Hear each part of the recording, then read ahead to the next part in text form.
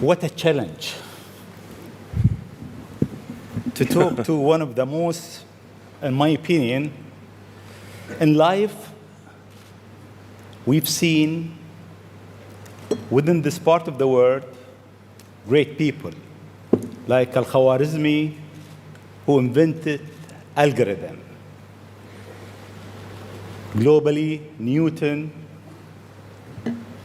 Henry Ford, the Wright brother, Albert Einstein, and Elon Musk.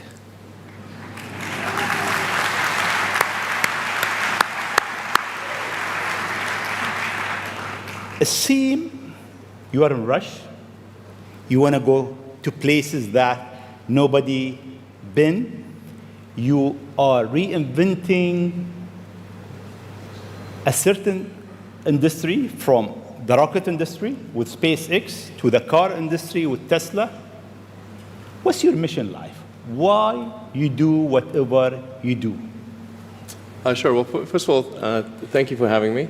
It's an honor to be here, and we're having a really great time with my kids in Dubai. It's really been fantastic. I'd really encourage anyone who hasn't been to visit. What a great city. Thank you. Thank you. And in terms of the motivations, I guess the sort of kind of a long version of the explanation, but essentially, when I was a kid, I was wondering kind of what's the meaning of life? Like, why are we here? What's it all about? And I came to the conclusion that what really matters is trying to understand the right questions to ask. And the more that we can increase the scope and scale of human consciousness, the better we are able to ask these questions. And so I think that there's certain things that are necessary to ensure that the future is good. And some of those things are, in the long term, having long-term sustainable transport and sustainable energy generation. And to be a spacefaring civilization, and for humanity to be out there among the stars and be a multiplanetary species. I think being a multi-planet species and being out there among the stars is important for the long-term survival of humanity. And that's one reason, kind of like life insurance for life collectively, life as we know it. But then the part that I find personally most motivating is that it creates a sense of adventure, and it makes people excited about the future. And if you consider two futures, one where we are forever confined to Earth until eventually something terrible happens, or another future where we are out there on many planets, maybe even going beyond the solar system, I think that second version is incredibly exciting and inspiring, and there need to be reasons to get up in the morning. You know, life can't just be about solving problems. Otherwise, what's the point? There's got to be things that people find inspiring and make life worth living. Good. So what is life for you? I mean, you look at our life, and I heard you before speaking. Is it a dream? Is it Is life a real? a dream? Is it a million D? What is life for Elon Musk? I find as I get older, I find that question to be maybe more and more confusing or troubling or uncertain. I think particularly when you see the advancement of something like video games, you know, like say 40 years ago, you had video games. The most advanced video game would be like Pong, where you had like two rectangles and a dot. You're like batting it back and forth. I played it. Oh yeah, like me too, exactly. I played all. Pong. Exactly. It sort of dates you a little bit, but yeah, we both played the same game, and that was like, wow, that was a pretty fun game at the time. But now you can see a video game that's photorealistic, almost photorealistic, and millions of people playing simultaneously, and you see where things are going with virtual reality.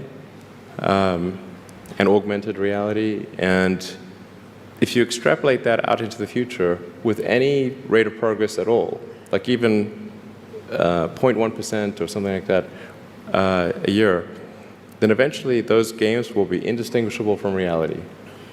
They'll be so realistic, you will not be able to tell the difference between that game and the reality as we know it.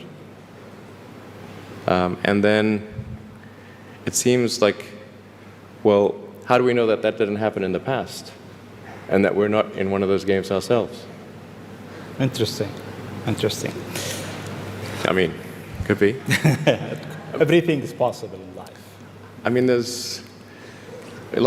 yeah, particularly like things seem to be accelerating to something. Isn't it? I mean, if we look at our life, it seems in the past 100 years, life been accelerating quite fast. Yeah. In the past 20, It's much getting faster. Faster and faster. Is it more slow? So my question is really, how life will be in Earth 20, 30, 50 years from now? Our education, our transport. How do you see it? Well, I think this is one of those things that's quite difficult to predict. When you think of, say, the first controlled powered flight was 1903 with the Wright brothers. And then 66 years later, we put the first people on the moon. I mean, that, if you'd ask people, say in 1900, what are the odds of, man landing on the moon, they would have said, that's ridiculous. And if you try to talk to them about the internet, they would not even know what the heck what are you even talking about? Like, this sounds so crazy. But today, with a $100 device, you can video conference with anyone in the world, on the other side of the world. And if you have a Wi-Fi connection, it's basically free. Free to have an instant visual communication with anyone, or even with millions of people. With social media, you can communicate to millions of people simultaneously. You can Google something and ask any question. It's like an oracle of wisdom that you can ask almost any question and get an instant response. It would have been incredibly difficult to predict these things in the past, even the relatively recent past. So I think the one thing that we can be quite certain of is that any predictions we make today for what the future will be like in 50 years will be wrong. That's for sure. I mean, I think directionally, I can tell you what I hope the future has, as opposed to maybe what it will be, because this may just be wishful thinking. I hope we are out there on Mars and maybe beyond Mars, the moons of Jupiter. I hope we're traveling frequently throughout the solar system, perhaps preparing for missions to nearby star systems. I think all of this is possible within 50 years. And I think that would be very exciting to do that. And I think we'll see autonomy and artificial intelligence advance tremendously. I think that's actually quite near term. My guess is in probably 10 years, it will be very unusual for cars to be built that are not fully autonomous. 10 years. 10 years from now. Yeah. I think almost all cars built will be capable of full autonomy in about 10 years. As it is, the Tesla cars that are made today have the sensor system necessary for full autonomy, and we think probably enough compute power to be safer than a person. So it's mostly just a question of developing the software and uploading the software. And if it turns out that the compute power, that more compute power is needed, we can easily upgrade the computer. And so that's all Tesla's built since October of last year. And other manufacturers will follow and do the same thing. So getting in a car will be like getting in an elevator. You just tell it where you want to go, and it takes you there with extreme levels of safety. And that'll be normal. It'll just be normal. Like for elevators, there used to be elevator operators. You get in, there'd be a guy moving a lever. Now you just get in, you press the button, and that's taken for granted. So autonomy will be widespread.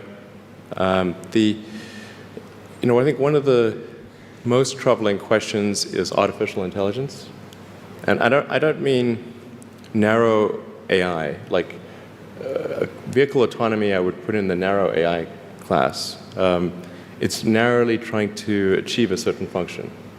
But deep artificial intelligence, or what is sometimes called artificial general intelligence, where you could have AI that is much smarter than the smartest human on Earth. This, I think, is a dangerous situation. Why it is dangerous? I mean, there is two views. One view is artificial intelligence will help humanity.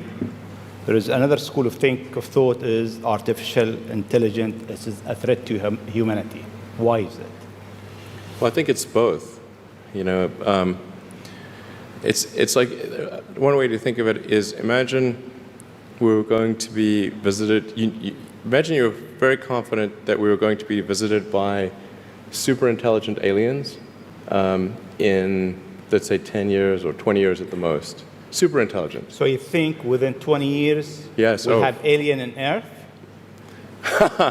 Well, digital superintelligence will be like an alien. It will be like an alien. Yeah. But my question is, do you think there is other intelligent life outside the Earth?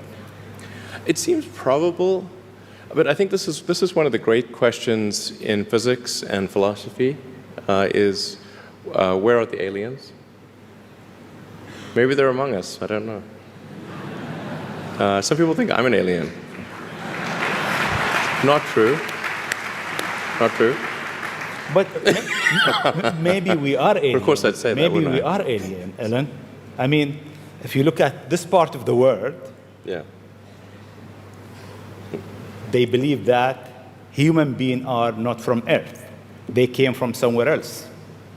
Eve maybe. And Adam came from somewhere else to Earth. So in a way, human being alien to this land. Do you think we'll make contact with alien within the next 50 years?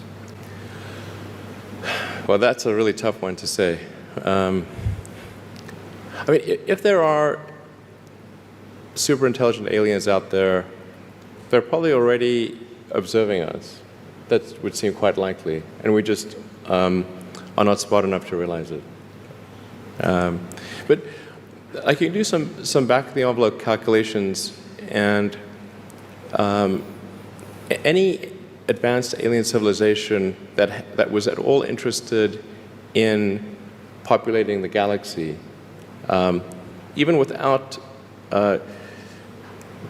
exceeding the speed of light, even if you're only moving at, say, 10 or 20% of the speed of light, you could populate the entire galaxy in, let's say, 10 million years.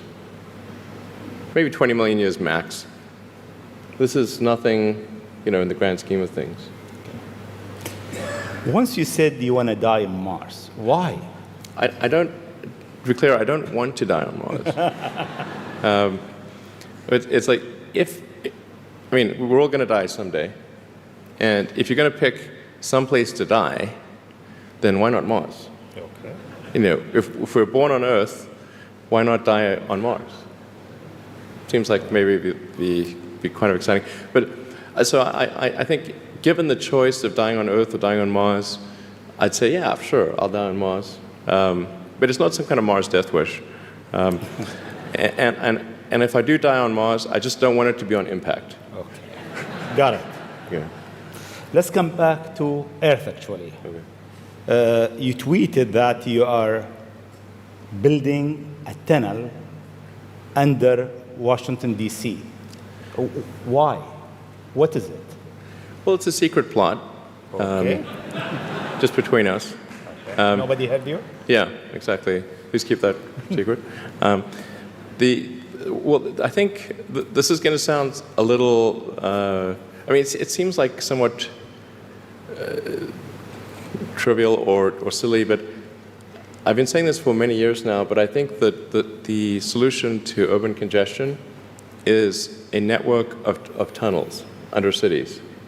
And you can, when I say, I don't mean a 2D plane of tunnels, I mean tunnels that go many levels deep. So you can always go deeper than you can go up. Like the deepest mines are taller than the tallest buildings. So you could have tunnels, a network of tunnels that is 20, 30, 40, 50 levels, as many levels as you want, really. And so given that, you can overcome the congestion situation in any city in the world. The challenge is just figuring out how do you build tunnels quickly and at low cost and with high safety.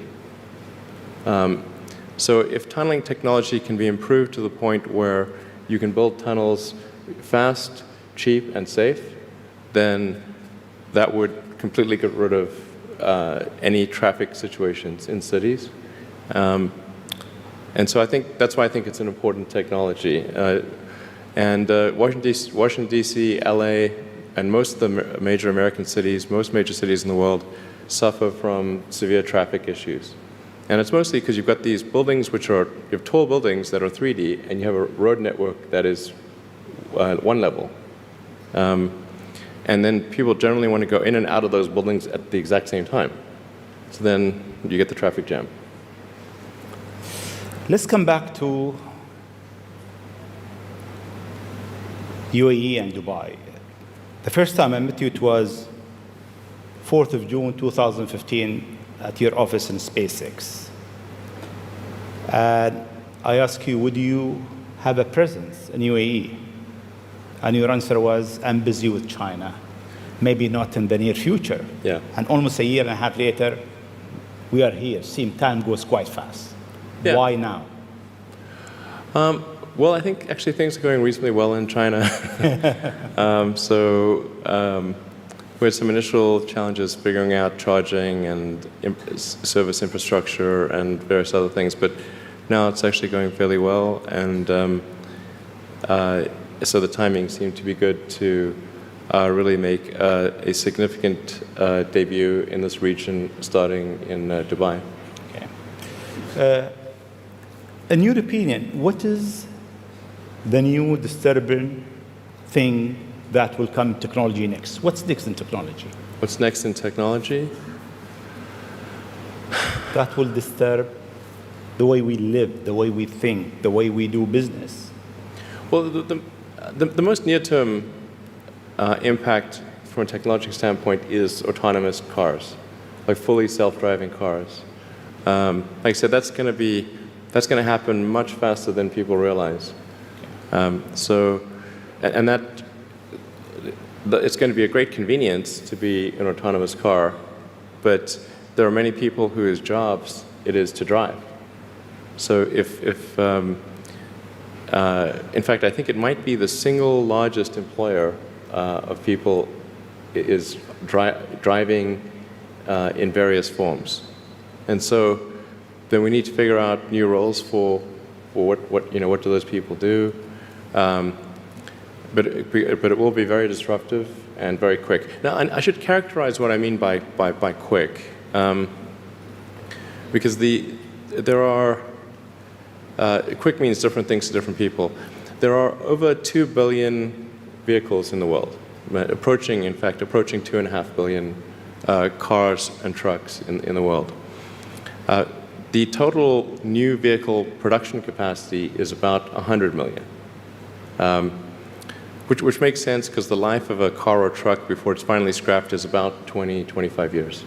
So the point at which we see full autonomy appear will not be the point at which there is massive societal upheaval, because it will take a long time to make enough autonomous vehicles to disrupt employment. So that disruption I'm talking about will take place over about 20 years. But still, 20 years is a short period of time to have, I think, something like 12 to 15% of the workforce be unemployed. Yeah, thank you. This is the largest global government summit. We have over 139 government here. If you want to advise government official to be ready for the future, what is three things or three advice you'll give them? Well, I think the first bit of advice would be to really pay close attention to the development of artificial intelligence. I think we need to just be very careful in how we adopt artificial intelligence and to make sure that researchers don't get carried away. Because sometimes what happens is a scientist can get so engrossed in their work, they don't necessarily realize the ramifications of what they're doing. So I think it's important for public safety that governments keep a close eye on artificial intelligence and make sure that it does not represent a danger to the public. Let's see. Secondly, I would say we do need to think about transport in general. And there's the movement towards electric vehicles, sustainable transport.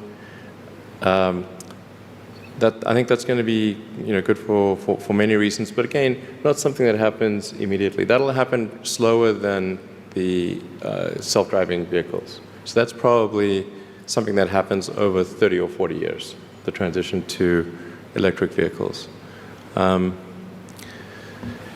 So thinking about that in context, the demand for electricity will increase dramatically. So currently, in terms of total energy usage in the world, it's about 1/3 electricity, about 1/3 transport, about 1/3 heating.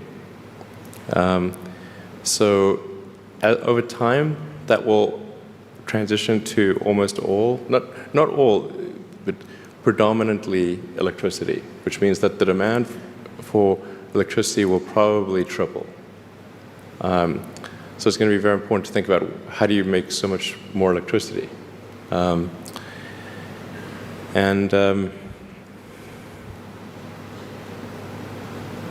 Seem they have an easy job. That's it. There is no more challenges for them. No, well, then I think maybe these things do play into each other a little bit. But what to do about mass unemployment? This is going to be a massive social challenge. And I think ultimately we will have to have some kind of universal basic income. I don't think we're going to have a choice. Universal basic income. Universal basic income. I think it's going to be necessary. So it means that unemployed people will be paid across the globe. Yeah. Because there is no job, robot is taking over. There will be fewer and fewer jobs that a robot cannot do better. Okay. That's simply and I want to be clear that these are not things that I think that I wish would happen. These are simply things that I think probably will happen. And if my assessment is correct and they probably will happen, then we need to say, what are we going to do about it? And I think some kind of a universal basic income is going to be necessary. Now, the output of goods and services will be extremely high. So with automation, there will come abundance. There will be almost everything will get very cheap.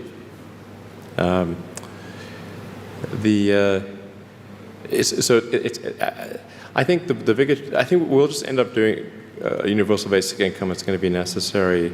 The harder challenge, much harder challenge, is how do people then have meaning? Like a lot of people, they derive their meaning from their employment. So if you don't have, if you're not needed, if there's not a need for your labor, what's the meaning? Do you have meaning? Do you feel useless? That's a much harder problem to deal with. And then how do we ensure that the future is going to be the future that we want, that we still like?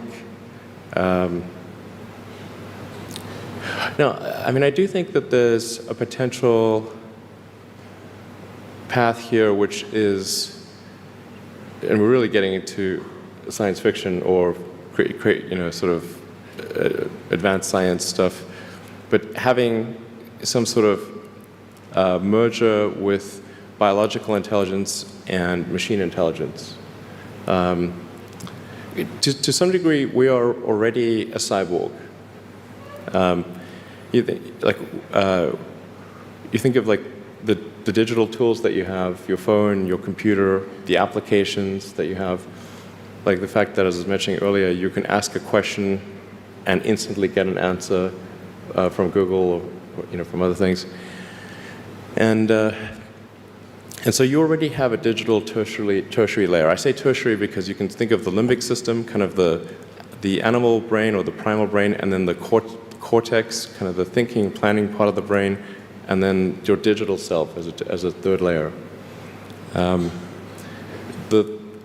So you already have that, and it's like if somebody dies, their digital ghost is still around.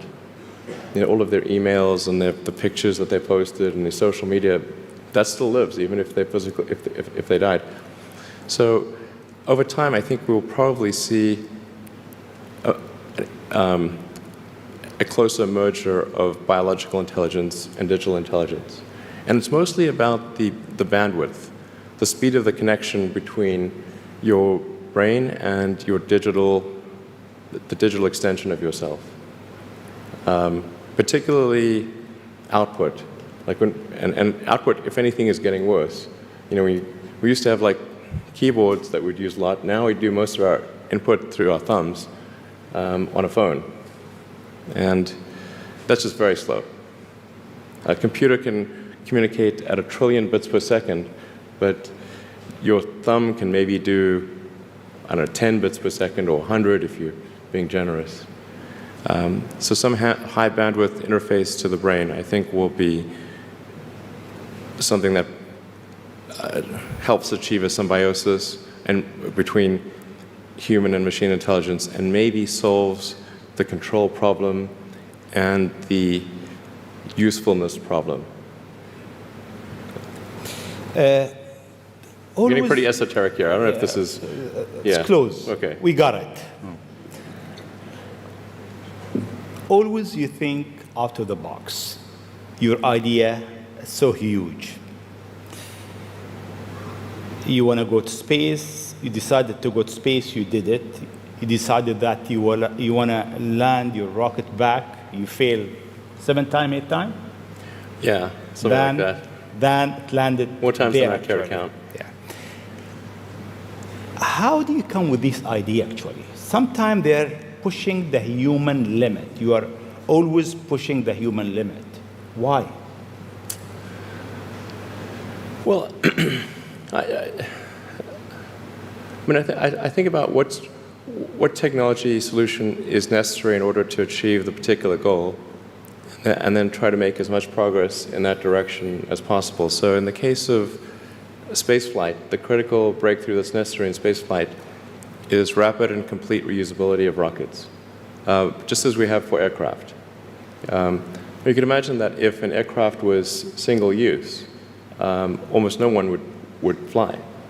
Because you can buy, like, say, a 747 might be $250 million, $300 million, or something like that. You'd need 2 of them for a round trip. But nobody's going to pay millions of dollars per ticket to fly, to do air travel. But because you can reuse the aircraft tens of thousands of times, the air travel becomes much more affordable. And the same is true of rockets. So our rocket costs $60 million, roughly. So the capital cost, if it can be used once, is $60 million. But if the capital cost, if it can be used 1,000 times, is $60,000. So then if you can carry a lot of people per flight, then you can get the cost of space flight to be something not far from the cost of air flight. So it's extremely fundamental. Because Earth's gravity well is quite deep, Earth has a relatively, fairly high gravity, the difficulty of making a rocket reusable is much greater than the difficulty of making an aircraft reusable. And that's why a fully reusable rocket has never been developed thus far. But if you use the most advanced materials, most advanced design techniques, and you get everything just right, then I'm confident that you can do a fully reusable rocket. Fortunately, if Earth's gravity was even 10% stronger, I would say it would be impossible. You need a team around you to deliver a lot of ideas. How do you choose your team? Based on what? Well, I suppose honestly that it tends to be gut feel more than anything else. So when I interview somebody, my interview question is always the same. It's What do you ask? I said, tell me the story of your life. And the decisions that you made along the way and why you made them. And then, and also tell me about some of the most difficult problems you worked on and how you solved them. And that question, I think, is very important because the people that really solved the problem, they know exactly how they solved it. They know the little details. And the people that pretended to solve the problem, they can maybe go one level and then they get stuck. So, what was your biggest challenge in life? Biggest challenge in life?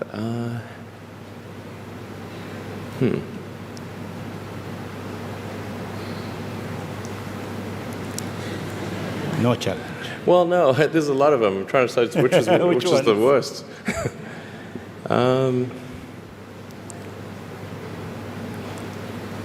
I think just thinking about how to spend time.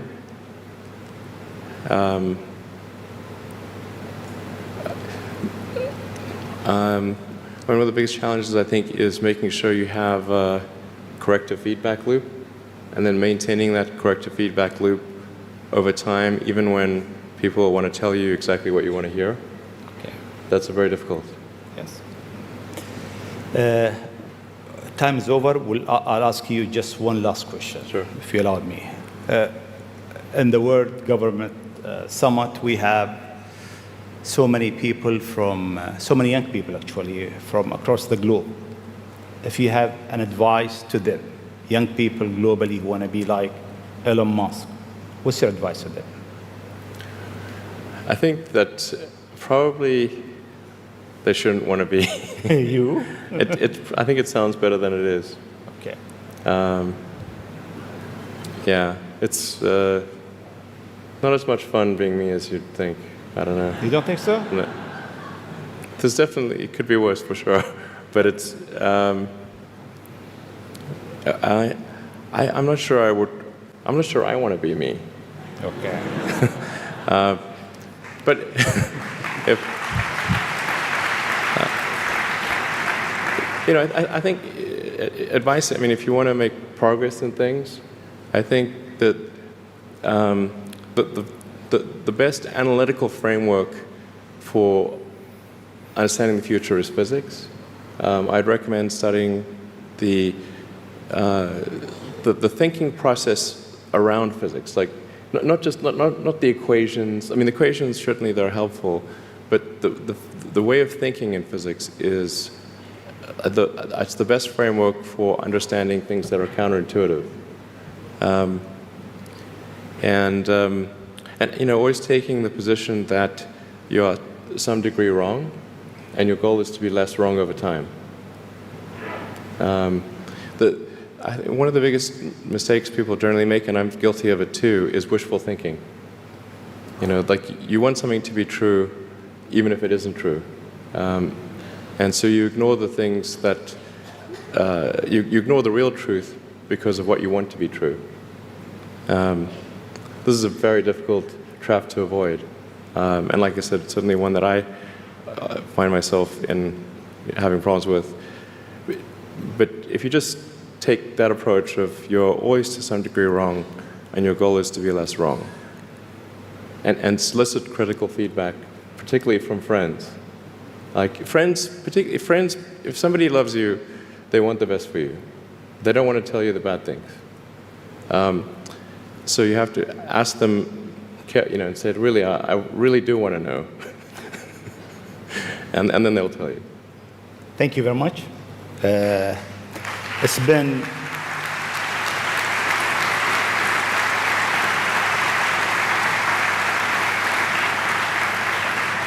is great for the World Government Summit to have a legend who's creating the future for humanity to share his thought, his idea, his vision, his challenges, and his hope for life. Thank you very much. Thanks for having me.